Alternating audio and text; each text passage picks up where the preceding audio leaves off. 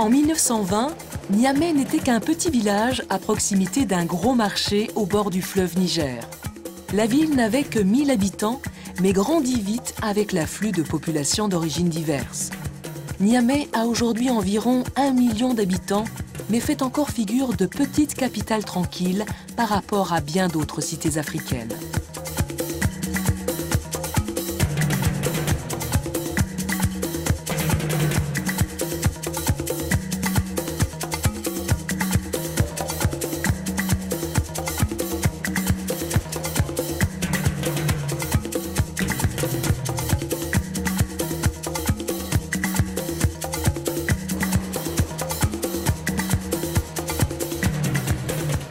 Niamey est gagné par la fièvre des bâtisseurs.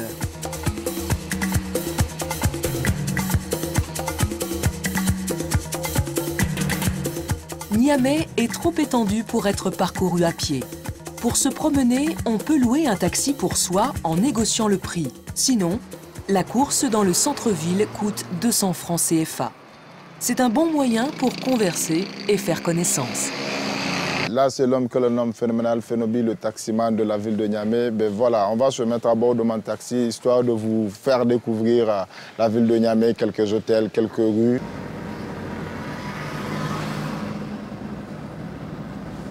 C'est une ville aussi où les jeunes qui font le taxi n'ont vraiment pas une source de revenus très élevée par rapport aux autres capitales de l'Afrique de l'Ouest.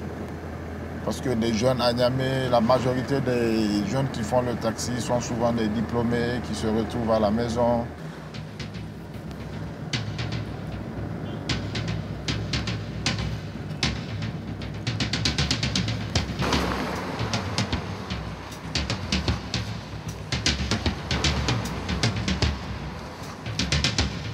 Le centre-ville est le point de convergence de toute la population.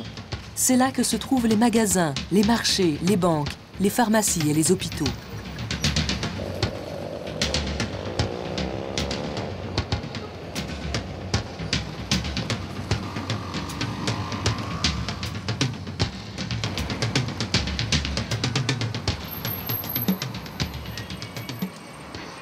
Il ne faut pas avoir peur des taximans, c'est vraiment des personnes aussi qui sont en train de se préparer pour vraiment accueillir vraiment des étrangers à Niamey, pour montrer surtout Niamey ce que c'est que Niamey. Le musée national attire beaucoup de familles nigériennes venues voir quelques animaux. Il a été créé en 1958 par l'archéologue français Pablo Toucet.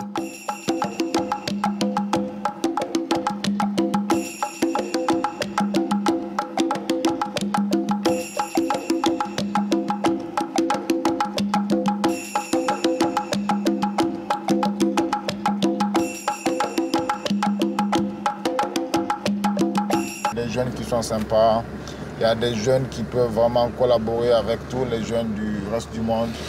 Il y a des jeunes qui sont là, qui sont compétitifs. Il y a des jeunes qui sont là, qui sont vraiment créatifs. Le marché de Katako est une vraie caverne d'Ali Baba. On y trouve tout, on y transforme tout.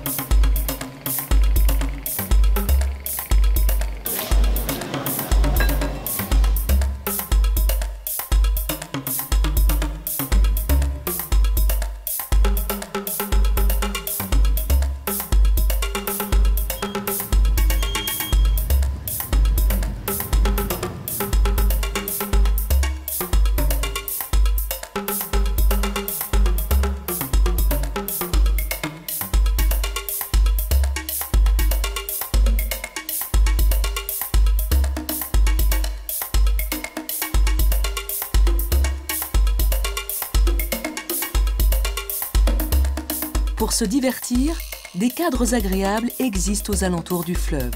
Et pour les noctambules, plusieurs lieux permettent de sortir et de s'amuser jusqu'à l'aube.